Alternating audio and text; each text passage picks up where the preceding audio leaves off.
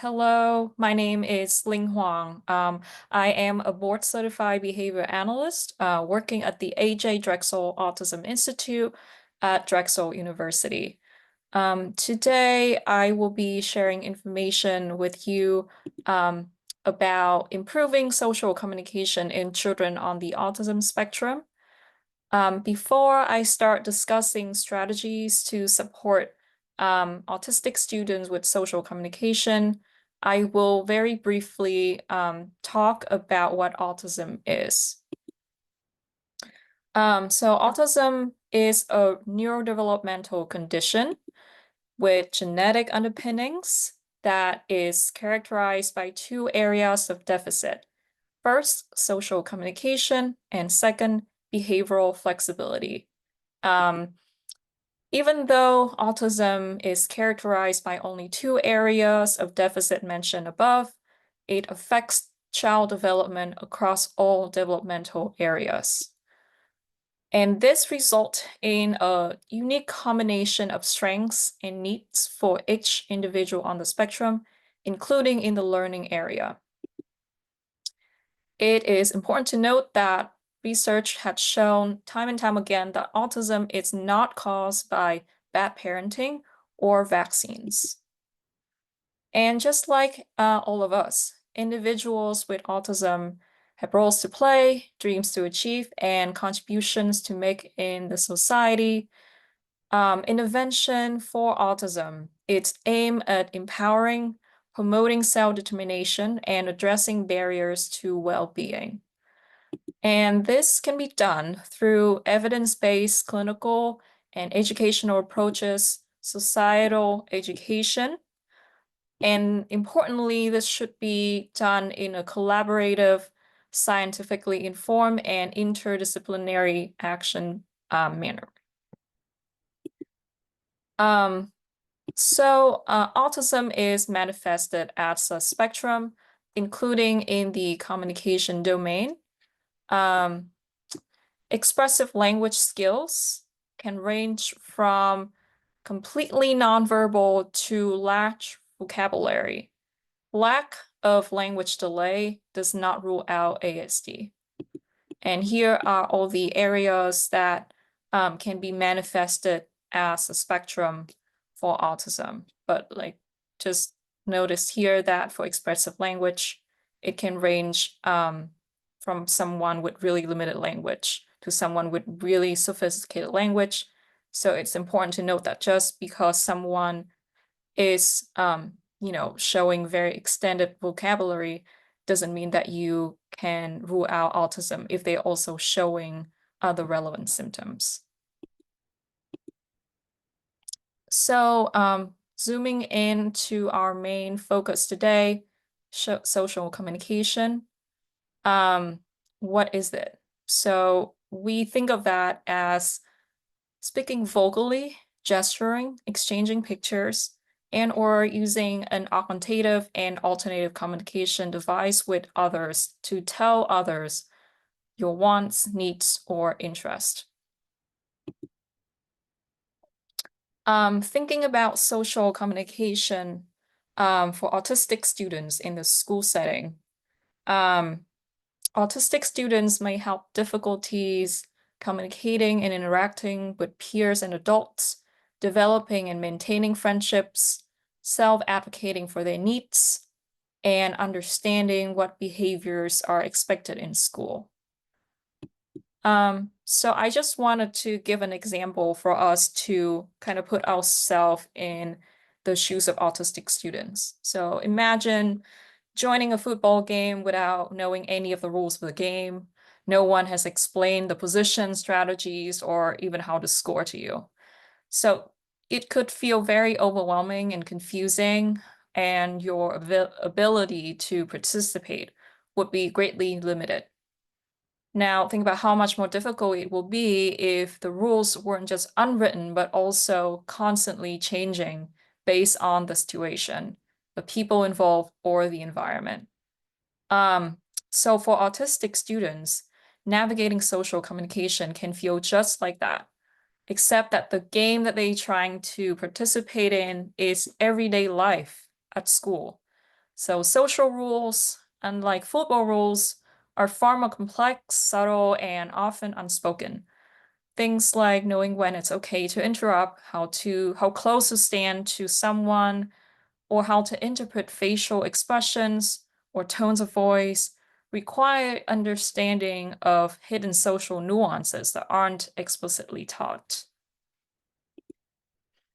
So, given the social communication challenges often faced by autistic children, what does optimal social communication look like?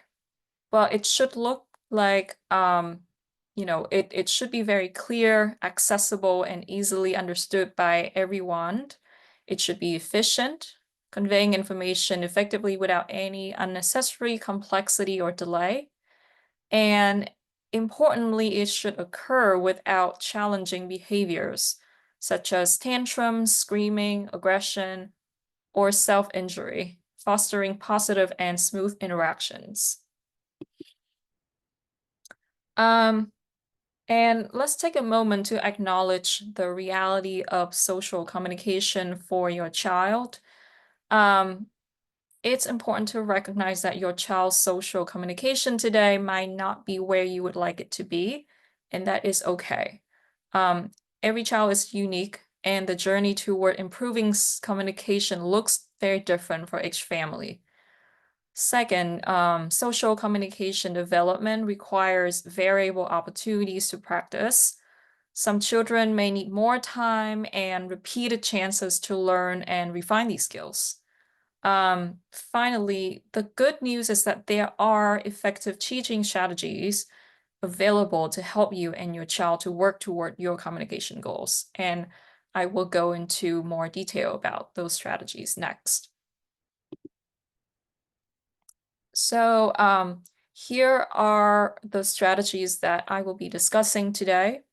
Just as a quick overview, the strategies include management of attention, modeling and scaffolding, naturalistic opportunities, optimizing child's motivation, visual support, and using AAC for autistic individuals. So let's start with the first strategy, management of attention. This is a crucial part of engaging your child during joint activities that you might share with them throughout the day. What does it entail? First, it's important to minimize environmental distractions, reducing noise, visual clutter, or other competing stimuli can help your child focus more effectively on the activity at hand. Second, you want to position yourself in the center of your child's visual attention. Being directly in their line of sight helps capture and sustain their focus. Additionally, you could try imitating the child's actions within the activity to join in their experience and build connection. From there, you can help them achieve their goals in the activity. That really shows them that you want to be an active play partner in the activity, and it encourages them to pay more attention to you.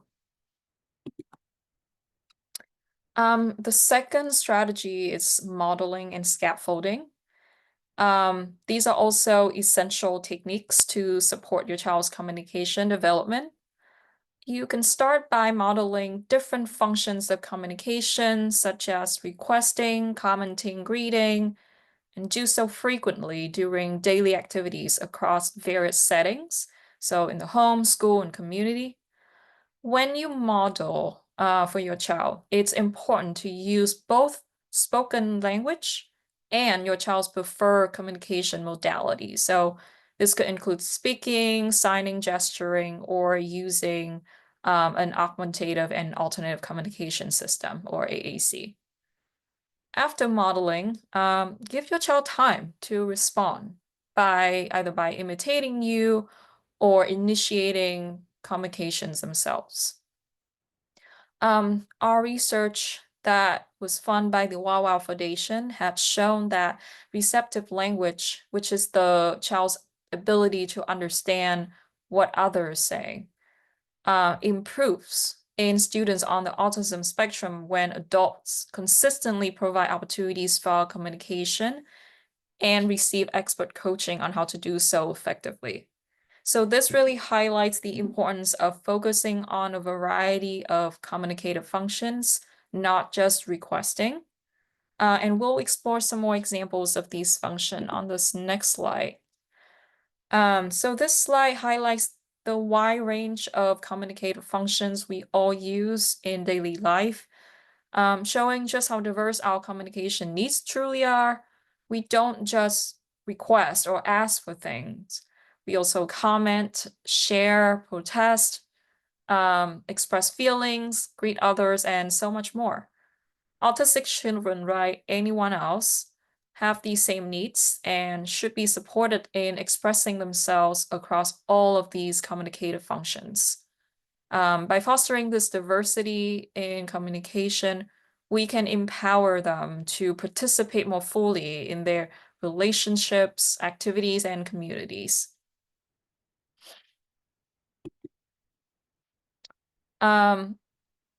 Optimizing a child's motivation to communicate is also a very important strategy. It starts with creating meaningful and engaging interactions. So, if you are doing something with your child, for example, if you guys are cooking together, take the time to really include them and allow them the opportunities to lead, obviously in a safe manner. And try following their lead during these joint activities, allowing them to guide the flow of interactions. Um, you can try to incorporate their interests as well to make communication more engaging and relevant to them. So, um, kids on the spectrums usually have special interests that can vary widely. It could be certain movie characters or cartoon characters, certain kinds of sensory inputs, certain activities, sports, certain toys. So just pay very close attention to what really get them excited and focused, and try to incorporate those interests into other joy activity routines that you do with them throughout the day. Another way to optimize their motivation to communicate with you is to provide choices, because then you allow them to express their preferences and foster communication. And lastly, reinforce their attempts to communicate, even if they are not perfect. No matter how small the attempt is, you want to encourage them to continue trying and to show that their efforts are valued.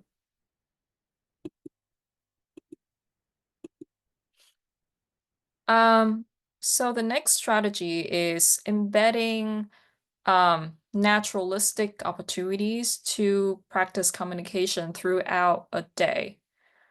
Um, these opportunities can occur at home, at school, or in the community, making learning both functional and meaningful.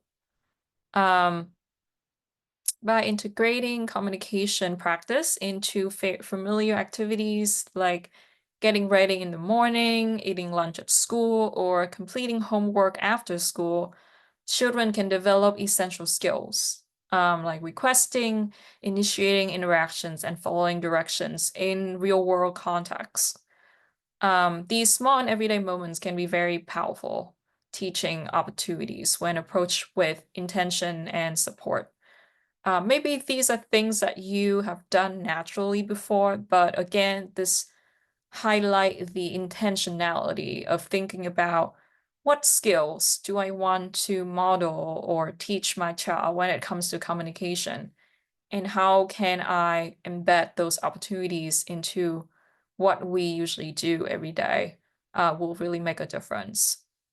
And I have listed some examples on this slide, but again, these opportunities are really wide-ranging, and you can really tailor it to your own routines. It can be very easily individualized.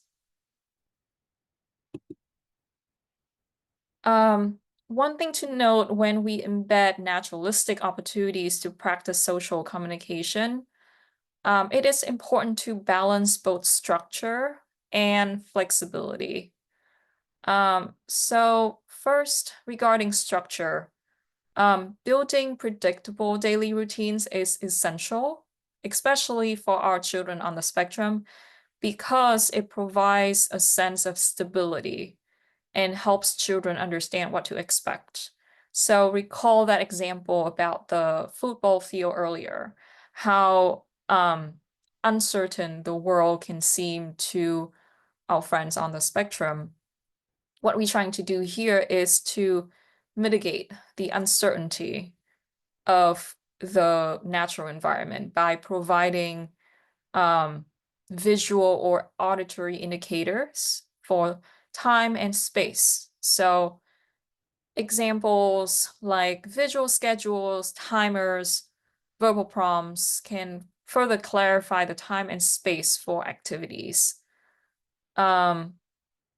Instruction not only creates predictability, but it also supports smooth transitions between tasks by setting clear expectations. Because now the child know exactly when they are expected to transition away from, say, a preferred activity. And so it will be easier for them to do that as opposed to when they are suddenly asked to switch gears from one activity to another. With that said, we try to incorporate predictability in our kids' lives, but we also need to teach them about being flexible because things happen. Things can't always be predictable. How do we balance these two? You can facilitate building flexibility by introducing gradual variations into daily activities. For example, you might change the order of activities in a routine, try to visit new places, or something simple like taking a different route to familiar locations.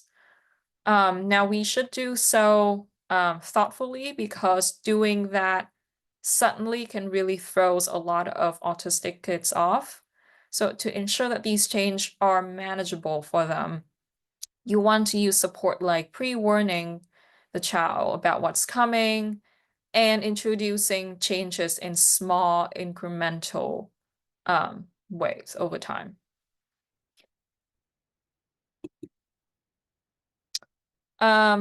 So a very specific example of providing more predictability I mentioned is visual support.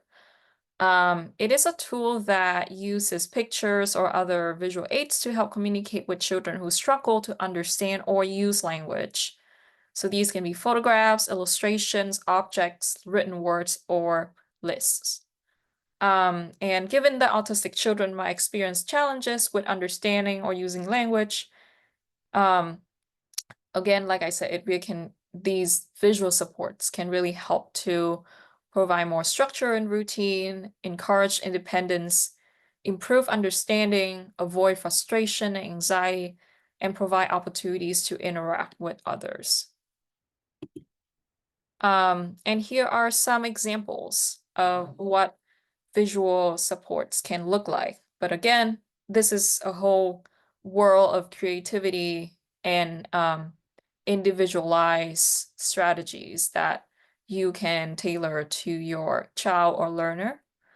So for those who are not familiar with the images here, I will just briefly describe them. The first image is a first day on board, which visually communicates a simple sentence such as first eat lunch, then playground, to help children understand what will happen next. The second image is the visual task schedule for hand washing. So breaking the process into very clear and step-by-step instructions with pictures such as flushing, washing, and drying hands. The third image is a visual task schedule for dressing, showing the steps of putting on clothing in order, such as socks or sweater and pants, to guide the child through the process independently.